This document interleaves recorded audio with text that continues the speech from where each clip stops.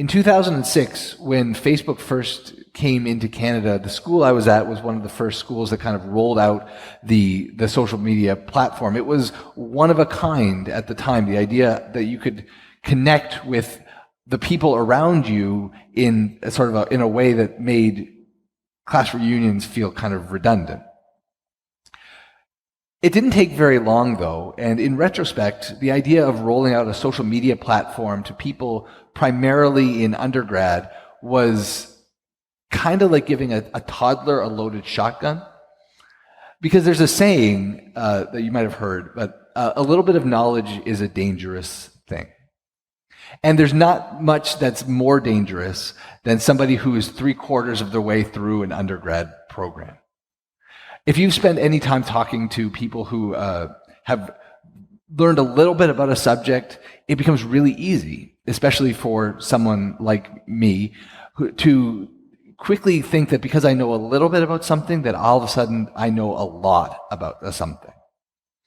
And so it didn't take long for this idealistic social media platform that was supposed to be about fostering relationships and connecting and creating community to really quickly become a forum for keyboard warriors, for people to sit and write long screeds of why this post was horrific, or why this idea was an atrocity, or why this thing was wrong, or why this thing was dangerous. And back and forth, the social media world created this culture of division. And part of it was that was intentional. That was somehow baked into the idea of what these social media platforms could be, because as much as they were about connecting, they were really about what's called data mining. They were really about getting to know all the information about me that they could, so that they could connect me with the right advertisers. They wanted to get all the information about 30-something males who had the same level of education, the same kind of experience, and so that they could direct us to the right advertisers with the right products to sell to me. In a world that's run by algorithms, division looks like success. In a world that's run by algorithms, division is success, because if they can put you into a small enough box, they can put you into a small enough group, they can know exactly what you need before you even need it. A few years ago, there was a story in the New York Times about a father who tore a strip off of a poor guy that worked at the Target at Target in customer service, because they had sent coupons to his daughter, his 15-year-old daughter, that highly featured baby clothes, cribs, diapers, prenatal vitamins, and formula. And he was livid. He tore a strip off of this poor customer service agent, only to find out that he had to call back a few weeks later because, as he put it in the interview, there were some things happening in my house that I wasn't privy to. The algorithm knew more than we do. This is the power of these algorithms. And you might think that you live in a world that's not generated by algorithms, but if you've ever received coupon booklets from Costco or Walmart or Target or any of these other big box stores, the coupons that you receive, generally speaking, are not the same ones that I receive. We get different sets of coupons because they know that we have different buying habits. If you're a 38-year-old white male, you're going to shop differently than a 65-year-old white woman or a 65-year-old anyone.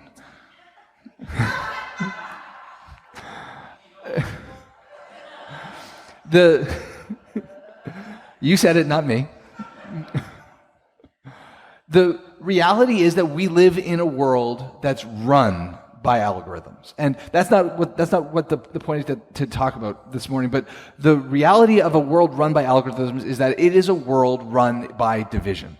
If the world can put people into small enough camps, then the success of the algorithm is determined by how effectively it divides us. How effectively it divides us into the right camps with the right people to sell the right products. When algorithms have taken over our world, division looks like success. And so is it any surprise that we live in a world that is so conflicted and so divided and so broken into its individual and introspective parts that it's almost impossible to have meaningful conversation across social media platforms? That you can go onto almost any social media site, and even the things that should be generally about connecting people in genuine human ways, like go onto one of the two Chippawa Facebook groups and just watch what happens. Both Facebook groups for the community of Chippawa say in their detail section that they're about connecting people to the life that's happening all around us at Chippawa.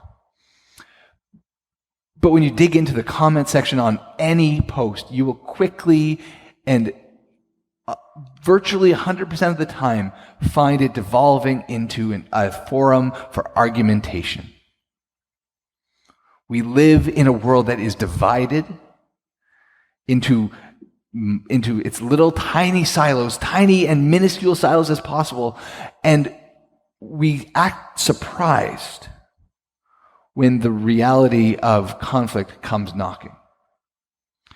People who study this for a living have found that there are actually three components if you want to foster conflict. And these are, the people who studied this because they were trying to figure out how do politicians rile up their base to create a kind of acrimony.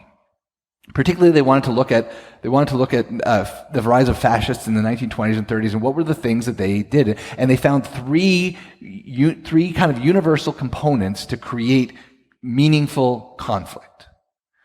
One, foster division. If people are unified, it is really hard for a leader to come in and say, you need to hate this person or be against this person, because if there's a general sense of unity, those critiques will just bounce off. Two, you let the division that you fostered lead into a kind of antipathy. Now, antipathy is different than apathy. Antipathy is a sense of, not that I don't care about you, but that I actively want your failure because your failure leads to my success. And so they foster a kind of zero-sum thinking where for me to succeed, you have to lose. And then three, they create the criteria for isolation. They make people feel like they're alone, and that when people are alone, they have to rely on someone who is strong to help them feel better. And that when these three components are possible, the soup of conflict is set. We live in a world that is rapidly moving through these three phases, and is it any wonder that as when we lived in a world that was run by algorithms that had already divided us and created a kind of apathy, and then we mixed in the reality of 2 years of isolation into that we found ourselves in a world steeped in conflict. Steeped in conflict. The world needs the message that Jesus brings today. The world needs the message that Jesus brings today because he says to his disciples, in this world you are going to have tribulation. In this world there is going to be conflict. There is going to be division. There is going to be hurt and acrimony. There are going to be things in this life that are going to make it hard for you as a community to effectively minister to the people that you are called to. It is going to make it hard for you to be the ecclesia, the church, the group who are called out of the world into this new reality as disciples of Jesus. There are going to be times and things that are going to make it hard, but understand this, Jesus says, I have overcome the world. Whatever is happening in this world, I have overcome it, and I've overcome it so that you may have peace. Peace is the promise of Jesus, and that peace, it's important to understand, is not a sense of passiveness. Jesus doesn't call the disciples to simply say, well, okay, then let's throw up our hands and just let things happen to us. Now, Jesus says some strong things directly against that. The peace that Jesus calls us into is a deliberate, intentional peacefulness. A peacefulness that moves, a peacefulness that acts and breathes, a peacefulness that, as the prophet Jeremiah says, begs and looks and seeks the welfare of the city. The word welfare that Jeremiah uses, that Psalm 122 uses, that Psalm 22 uses, that the Proverbs use, that the prophets use over and over again, this idea of the wellness of the priest is a practice known in rabbinic thinking as the practice of shalom. You might have heard this as a greeting if you've been to Israel, or as a farewell. It's common even throughout the Middle East today in different language groups that share a common derivative. Shalom, salam. All these words all have the same kind of root, and they all mean the same thing: peace be to you, peace to you. But peace, when the Hebrew writers are thinking about it, when the prophets are thinking about it, is not a kind of passiveness. Jeremiah doesn't look at all of the people in exile and say, you know what the city really needs? It just needs people to just be by themselves. Because all that does is just let the people who are causing peace not to be a reality, who are working to foster conflict. It lets them run free. The peace that the prophets talk about, the peace that Jesus is talking about here in John, is a peace that is about the restoration of right relationships in every part of life. Relationships that go above you, relationships that go below you, relationships that go beside you. Shalom, peace, is the practice of right relationships in every part of your life. And so the reality of what Jesus is inviting you to today is to practice a habit of peace. And I think that if you can probably maybe accurately translate this passage of in this world you will have tribulation. I think what Jesus is really saying is this: you don't have to attend every fight you're invited to. You don't have to attend every fight you're invited to. We live in a world where the challenge of a fight is a challenge for two strong people to stand up and say, who is stronger in this? Whether it's you're stronger with your words, or stronger with your actions, or stronger with your muscles, or stronger with whatever it is, whatever the tool is that you're fighting with, because there are as many different ways of fighting as there are people on the planet. The reality is that Jesus invites us to consider that winning might look like losing. And it's okay to lose because Jesus has already won. Losing is an option for the church, where it's not an option for anywhere else in the world. And this is the unique message that the church brings into the world. We don't fight to win, because winning's already happened. And nothing on this earth can change the victory that Jesus has already won. The person of God stepped into human history and freely laid down his life for the forgiveness of sin. The Lamb of God chose to be crucified on a cross next to terrorists and arsonists. And he says, no one takes it from me. I lay it down of my own volition. The reality, the sheer magnitude of that act is one of a kind by its nature. And so if Jesus has already won, all of our struggle, all of our work, all of our effort is at best lipstick on a pig. The call of Jesus is to win by losing, because when we lose, we learn. Losing can look a lot like learning. Think of a time in your life where you found yourself in a situation that things had not gone the way you wanted them to go?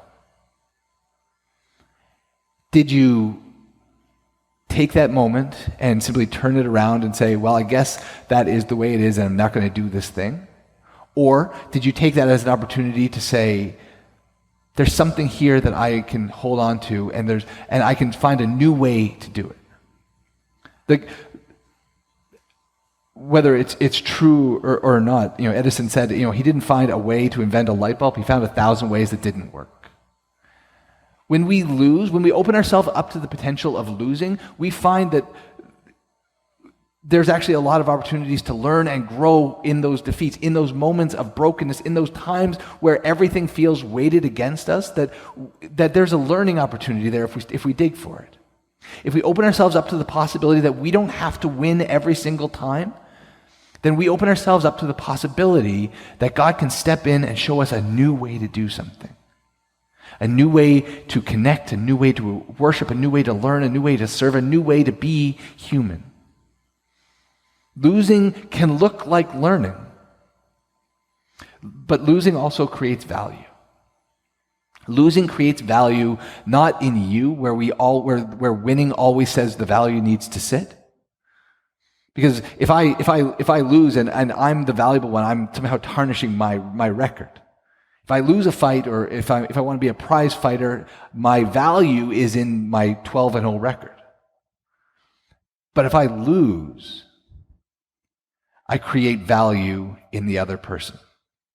I say to the other person, whether they realize it or not, that you are made in the image of God, that you are called by the same name that I'm called by, that you are loved with the same everlasting love, and I am not going to throw you into the mud and tarnish your record, and I'm not going to shame you and bring you down or cut you down in any way, shape, or form.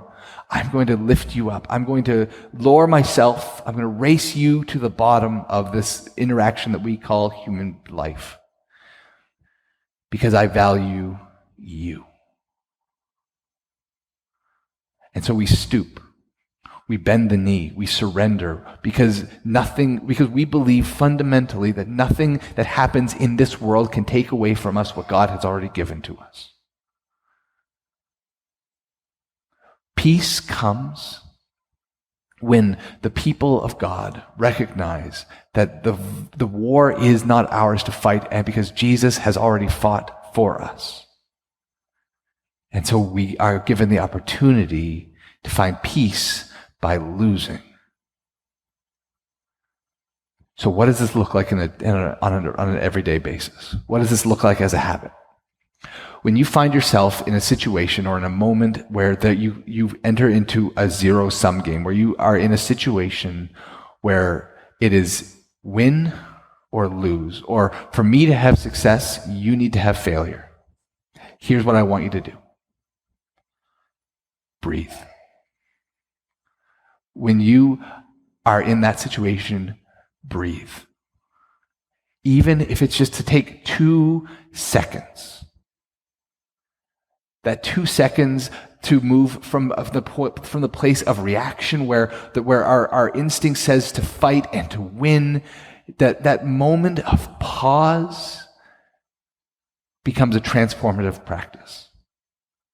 I mean, psychologists are now recognizing this, and one of the practices that spiritual directors or counselors or psychologists will regularly give to people who feel like they're always in a fight or flight mentality is to practice what's called circular breathing or box breathing, where you simply breathe in for 4 seconds, hold it for 4 seconds, and then exhale for 4 seconds, and do that 4 times.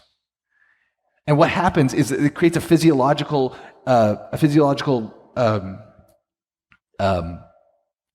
thing in your body, which is the technical term, by the way, a physiological thing.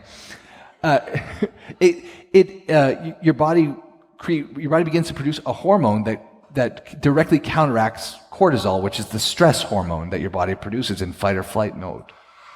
And when you breathe, when you practice that circular breathing, your body begins to break down the cortisol and turn it back into the things that your body needs. And instead of letting the cortisol stress you out and raise your blood pressure and get all those things happen, the simple act of breathing in 4-second boxes 4 times creates enough serotonin to counteract the cortisol of a fight. Or you can view this through the lens not just of psychology, but of the church as it's practiced for thousands of years. When St. Patrick came to Ireland, bringing the gospel back to the people who had captured him originally, one of the practices that he introduced them to that became an integral part of the branch of Christianity known as Celtic spirituality was the idea of what's called a breath prayer, where you simply pray a simple 2-line prayer. Something like, I am loved by God, and God calls me to love others. And simply pray the first line on the inhale and the second line on the exhale. These simple routines of breath prayer or circular breathing or box breathing or whatever you want to call it, the reality is that psychologists are now discovering that the practices of the church that the church has held for thousands of years at this point are not out of sync, but are actually deeply in sync. And so when you find yourself in a situation that feels like a no-win, that feels like a win-lose situation, that feels like a zero-sum situation, simply take that breath, because that breath creates the space for grace. That breath creates the space for grace. And you can hear Jesus' words anew. I have overcome this. I have overcome this. Have peace, because I have overcome this.